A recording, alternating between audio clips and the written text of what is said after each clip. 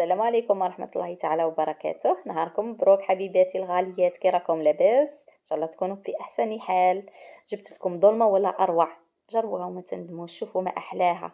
نبدأ على بركة الله، وما تنسونيش بالجيم والبارطاج والاشتراك في القناة فضلا وليس امرا. شوفوا عندنا كمية من السردين، كنت نقيته نحيت له الشوك. شوفوا، ايوا عندي 4 كيس رز، وما غاديش نديرو كامل، غادي ندير غير كميه منه باه ما يكونش غالب على السردين. عندي لي زيبيس، الملح، فلفل كحل، فلفل عكري، عندي السكنجبير والكمون، وعندي الثوم غبره ما ننساوهش. انا درت هنايا ثوم غبره. نبداو على بركه الله. انا هنايا ما غاديش نديرو فلاشواغ ولا في البلاندر، غادي نديرو غير بيديا. شوفوا، ندير لي زيبيس، ندير كمية تاع الرز باه دركا نعجنو باه نتحصلو على الظلمة. راني ضفت ملعقة صغيرة تاع هريسة، دوكا نزيدو طماطم مصبرة كمية تاني.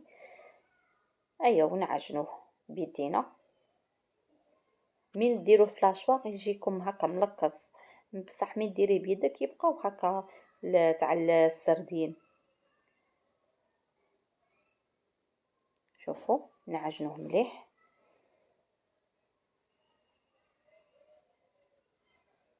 ان شاء الله تعجبكم الوصفة.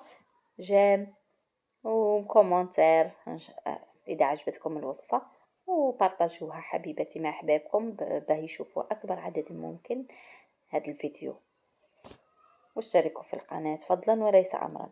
اللهم صل وسلم على سيدنا محمد صلى الله عليه وسلم تسليما كثيرا. شوفوا نعجنوه مليح، نبقاو نعجنو فيه. كنت نسيت الكركم، نضيف تفكرتو زدت ضفت للسردين الكركم وكمل في العجن. لازم تعجن مليح. سرعت لكم الفيديو باه ما يجيكمش طويل.